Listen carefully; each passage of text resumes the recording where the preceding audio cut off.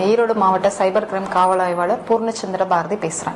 இப்ப ரீசெண்ட் டேஸ்ல ஒரு ஸ்கேம் ரொம்ப எல்லார் மக்கள்கிட்டையும் என்னதுன்னா போயிட்டு இருக்கு. அது என்னன்னு நான் சொல்லிடுறேன்.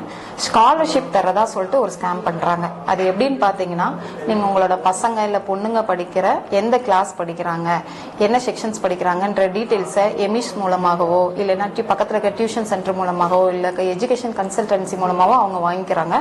வாங்கிட்டு பேரண்ட் ஆகிய உங்களுக்கு கால் பண்றாங்க. கால் பண்ணி நாங்க இந்த மாதிரி கவர்மெண்ட்ல இருந்து பேசுறோம், உங்க பையன் இந்த கிளாஸ் தானே படிக்கிறான், இந்த ஸ்கூல்ல தானே படிக்கிறான், இங்கதான் இந்த அடுத்து இந்த கிளாஸ் தானே போக போறான், பேர் இதுதானே, அப்பா பேர் இதுதானே, அம்மா பேர் இதுதானே அப்படின்னு சொல்லும் போது ஆமா அப்படின்னு சொல்லிட்டு உங்களுக்கு நம்ப ஆரம்பிச்சிடுறீங்க.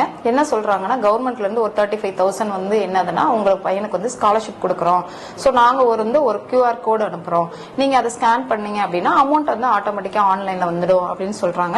நம்ம மக்களும் என்ன செஞ்சு அவங்க டீடைல்ஸ் எல்லாம் கரெக்டா சொன்னனே, ஓ உண்மைதான் சொல்றாங்க போலன்னு நம்ப ஆரம்பிச்சுறீங்க. நம்ப ஆரம்பிச்சு அவங்க அனுப்புற அந்த QR கோடையோ இல்ல அவங்க சொல்ற இன்ஸ்ட்ரக்ஷனையோ நீங்க ஃபாலோ பண்றீங்க. ஃபாலோ பண்ணோடனே உங்களோட அக்கௌண்ட்ல இருந்து பாத்தீங்கன்னா அமௌண்ட் அவங்களுக்கு போயிருது. இப்போ ரீசெண்ட் டேஸ்ல பாத்தீங்கன்னா எங்களுக்கு ஒரு 16 to 17 கம்ப்ளைண்ட்ஸ் இந்த மாதிரி நாங்க ரிசீவ் பண்ணிருக்கோம்.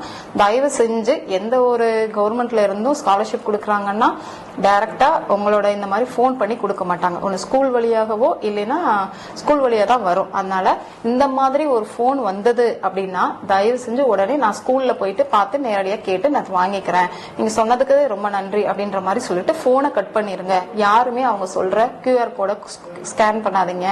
அதே போல அவங்க சொல்ற ப்ரொசீஜர்ஸை தயவு செஞ்சு ஃபாலோ பண்ணாதீங்க. அப்படி சப்போஸ் அதை மீறி நீங்க டச் பண்ணிட்டீங்க இல்ல அவங்க சொல்றத நீங்க பணத்தை அனுப்பிச்சிட்டீங்க அப்படின்னாலும் 1930 அப்படிங்கிற டோல் ஃப்ரீ நம்பருக்கு உடனே கால் பண்ணி கம்ப்ளைண்ட் ரெஜிஸ்டர் பண்ணுங்க. அப்படி இல்லைன்னா www.cybercrime.gov.in அப்படின்ற நம்ம போர்ட்டல்லையும் போயிட்டு நீங்க கம்ப்ளைண்ட் ரெஜிஸ்டர் பண்ணலாம். இது மாதிரி பண்ணுங்க. எந்த ஒரு லிங்க் அவங்க சொல்ற எந்த ப்ரொசீஜர் ஃபாலோ பண்ணாதீங்க. தேங்க்யூ.